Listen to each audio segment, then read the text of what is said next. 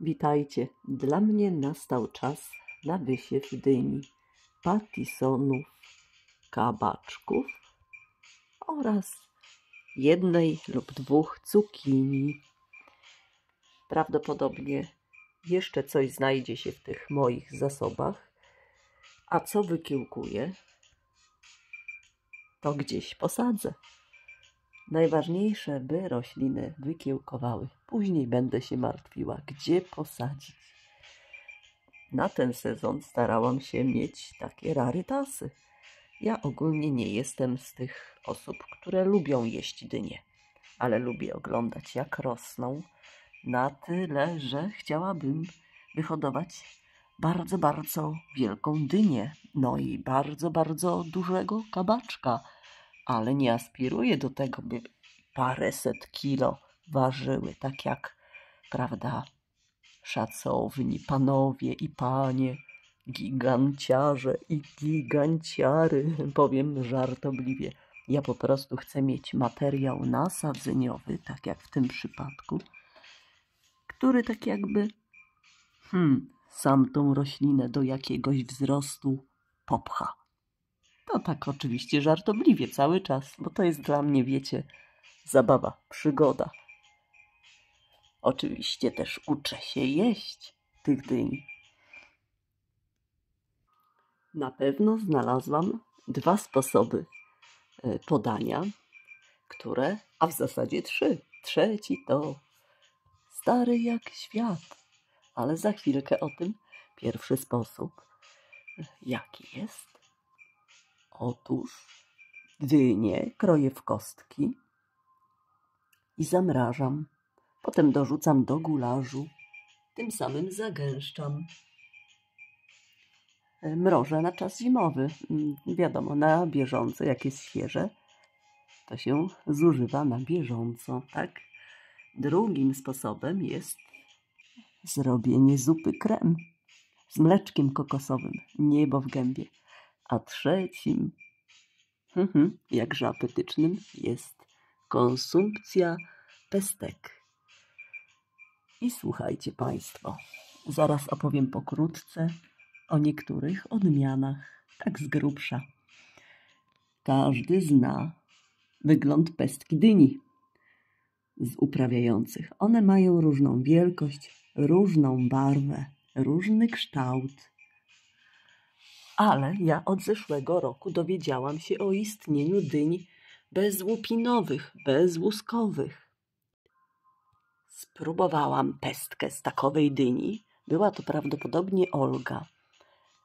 Nie jestem pewna. I poszłam tym tropem. A ponieważ Olga jest bardzo znana, powszechna, a ja lubię mieć takie troszeczkę inne rzeczy, to zaczęłam poszukiwania innych odmian.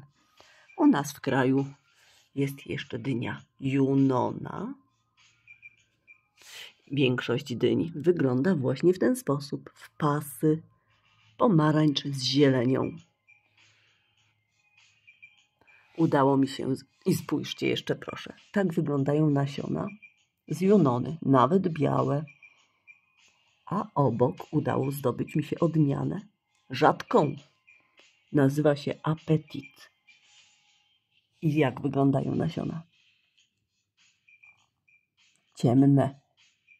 Ciemne zielone. Te nasionka z Estonii przyjechały ze sklepu Seemne Maailm. Kolejną dynię bezłuskową dostałam od kolegi. Pozdrawiam z dalekich stron Gołonasiennaja. Tak jak widzicie, są w pasy pomarańczowo-zielone. Wagą różnią się odmiany. Nasionka również ciemne, lecz już większe troszkę. No może to dzięki odżywianiu. Ale największym rarytasem, tak uważam, jest ta bezłuskowa. Dlaczego? Bo jest cała pomarańczowa. W lekkie wyżłobienia. Już nie tyle te wyżłobienia są mało ważne, ale że nie jest zielono-pomarańczowa.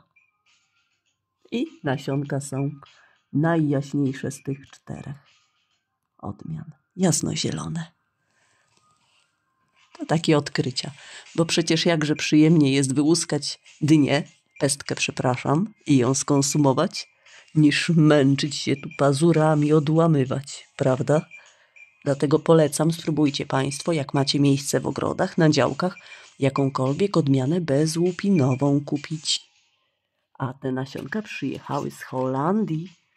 Firma Vreekens Zaden. Również z Holandii przyjechały te cuda. Patisony. W zeszłym roku pierwszy raz uprawiałam je i kupiłam tak zwane ciekawe miksy. Tu na przykład są nasiona patisona, który kilogram osiągnął. Biało-żółty w pasy. Zebrałam nasiona, wysieję je. Ale chciałam mieć patisony o innym wyglądzie.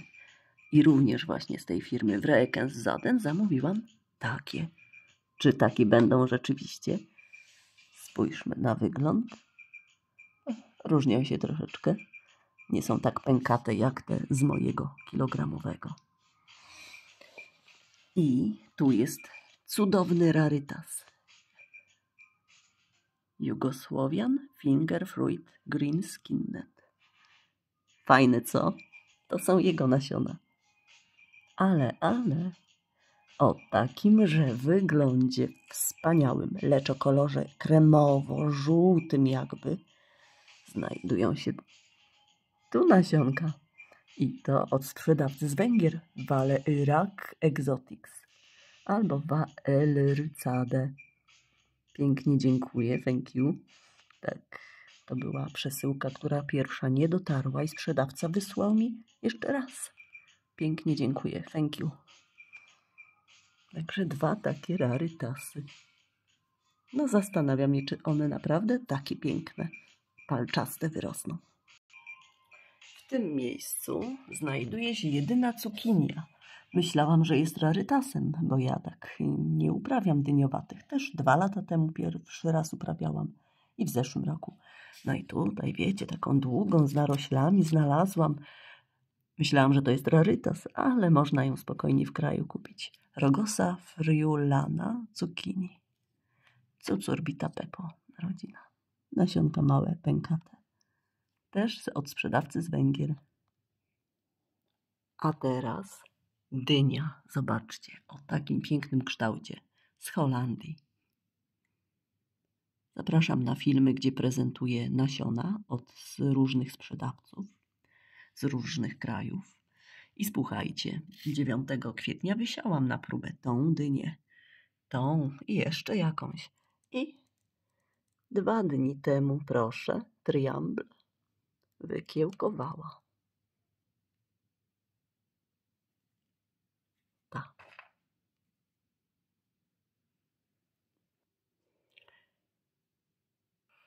Ale za największy rarytas.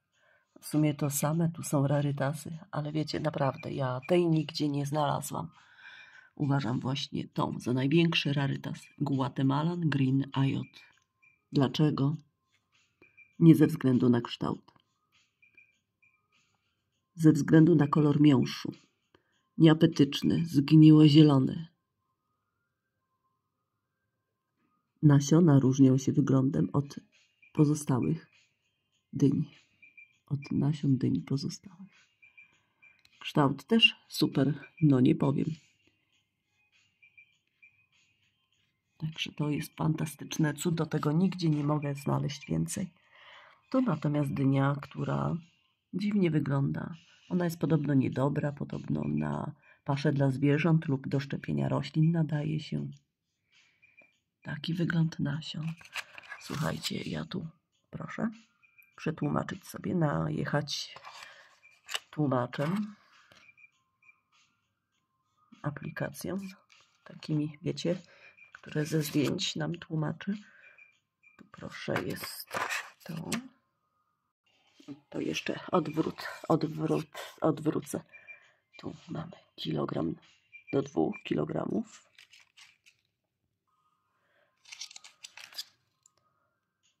I tłumacz pięknie przetłumaczy. Patisony. Przede wszystkim do sklepów zapraszam. Zobaczcie, tam też, tak jak mówię, prezentowałam, gdzie kupiłam. 3 do 5 kg.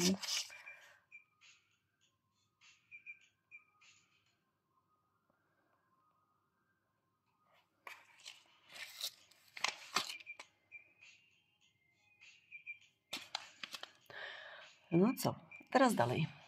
Tą dynię wysiewałam w 2022 lub 2021 roku. Muscat de Provence.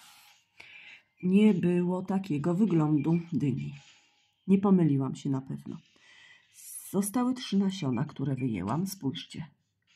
Różnią się, prawda?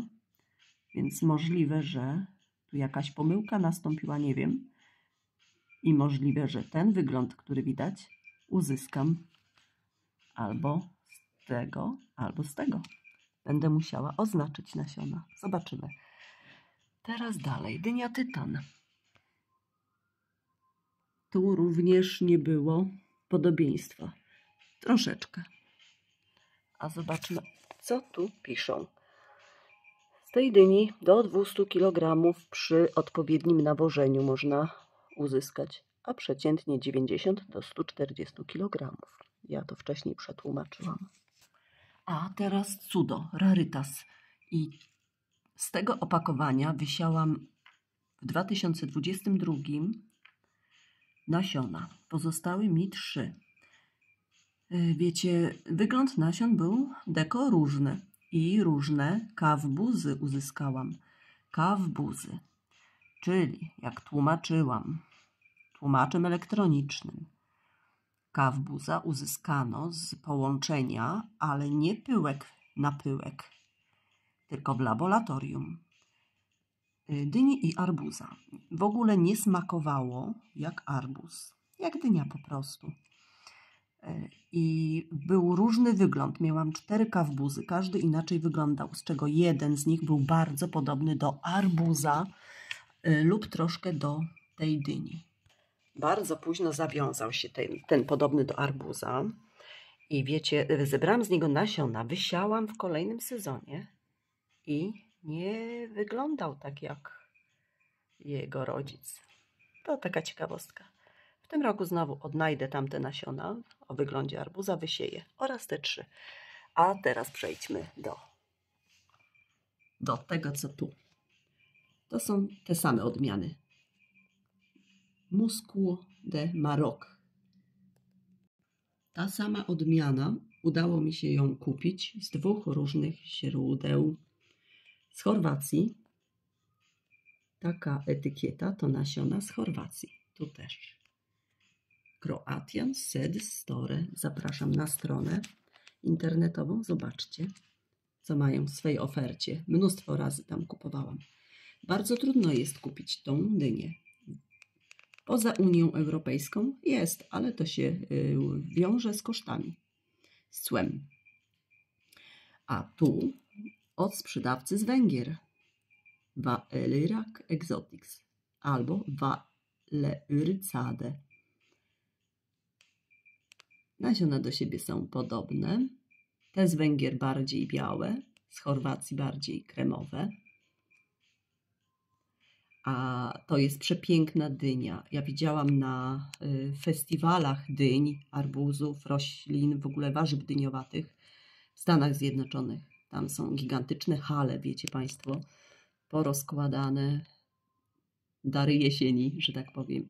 I urzekł mnie wygląd tej właśnie odmiany. Jadalna jak najbardziej. Wszystkie te jadalne są. Zresztą dynia jadalna poza wyjątkami nielicznymi, z tego co się zorientowałam.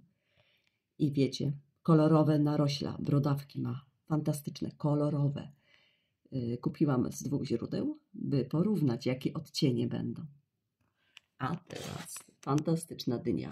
Guatemalan Blue Banana. Długi, niebieski, jakby siny banan. Taki wygląd. Nasiona wspaniałe. Chciałabym, żeby to wszystko wykiełkowało. Oraz dynia, która przypomniała mi się, że bardzo, bardzo dawno temu, w czasach dzieciństwa mojego, 40 lat z hakiem wstecz, Babcia uprawiała taką dynię. Sąsiadki. Pomarańczowa z mnóstwem narośli. I szukając ciekawych odmian dyń, znalazłam nazwę. Prawdopodobnie to była ta. Fantastyczna. Red Warty Thing. A tu różnokolorowa. Miracle. Nasionka niepozorne. Znacznie mniejsze. Taki czas przygody z dyniowatymi. Ale jeszcze mam tu dynię u Hikikuri Hubbard. Również wysiałam ją w 2022 lub 2021. Nie wyglądała tak. Była podobna, ale nie aż tak bardzo płaska, jak tu widać na zdjęciu. Ale wiadomo, zdjęcia są różnie robione. Proszę przetłumaczyć. I nasiona. Takie wydłużone, wąskie. Także rzut oka. Różnorodność. Teraz co zostało nam? Kabaczki. To są 3 różne opakowania. Proszę przeczytać parametry. 52, proszę, kilograma. Kiedyś, w 2021. K3 oznaczyłam. Tu K1, 84. Tak, i B, nie kilogramy. Funty, Baternuckosz oraz Mateusz Dąbrowski. Proszę. Te troszkę podsuszone są z 2021, ale zobaczymy, co wykiełkuje. No i tu te dynie o niepomarańczowym kolorze. To mi się bardzo podoba w nich. Wspaniałe. Hodowcy mnóstwo pracy wkładają w to, by wyhodować olbrzymy.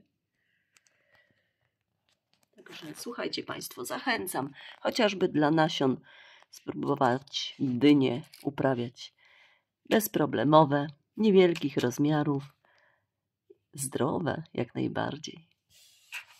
A to nie wszystkie moje dyniowate roślinki, jeszcze tykwy. Tykwy będą, o ile wykiełkują. Tykwy i do widzenia. Powodzenia wszystkim życzę.